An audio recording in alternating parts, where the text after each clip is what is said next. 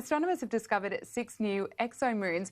Can you explain what they are and tell us a bit about the discovery? Yeah, so exomoons are these kind of really cool things. So, we have our moon, Jupiter has 79, Saturn has 82. And in the past, we've been good at discovering exoplanets, planets going around other stars. Now, the question has been, can we find or do moons exist in those systems? So, are there moons that go around planets in other star systems? And looking at some old data from the Kepler Space Telescope, 6 new ones have been found.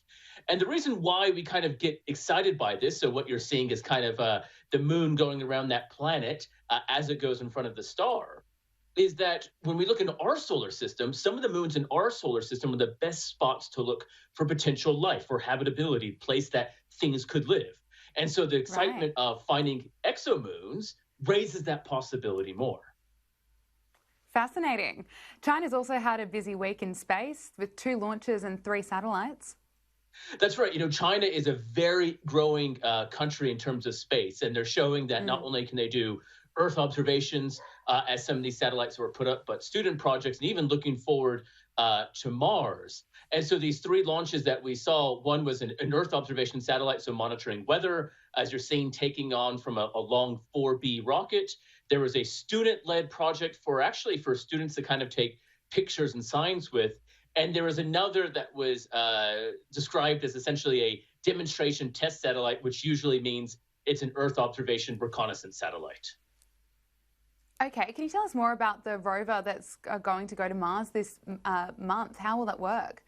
Yeah, so this is part of China's plan, and lots of countries that not only are they working around near Earth, as we're seeing with these rocket launches, but going to Mars. Mars is the next game. Now, NASA's been sending lots of rovers to Mars, and they have another one potentially slated for July 30th.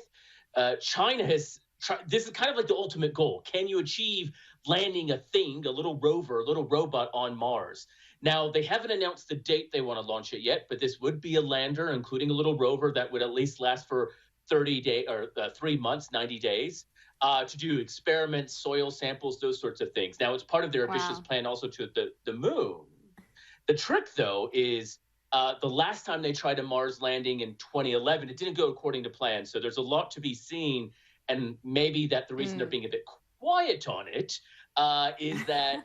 in case it all goes wrong. Yes, exactly. Fair enough. And NASA has unveiled new rules to protect the moon and Mars from Earth germs. Well, that's certainly come at a good time. Look, it really has. And it seems far-fetched. But we're launching to Mars. We're going to moon, and you don't want to bring Earth bugs with you. If we want to land and measure to see if there's life forms, we want to make sure that we don't contaminate it. But some of these new missions planning to Mars want to bring things back. We want to take samples and measurements and bring them back to Earth. Now, the last thing you want is to bring a bacteria or virus literally from outer space. And I don't think we need to get into that given what we're going with COVID now, but you can imagine the issues we would have if we have what we call backwards contamination from another world. So it's essentially guidelines for NASA and all these groups to say, look, make sure we're very, very, very careful. As this was started before COVID, it now definitely has an extra element of importance to it. Oh, absolutely. Now, Brad, this month, Jupiter, Saturn, Mars, and Venus will all be viewable from Earth. Is that right? That's right. It's a great time to go out and look at the skies. We have nice, dark winter nights here.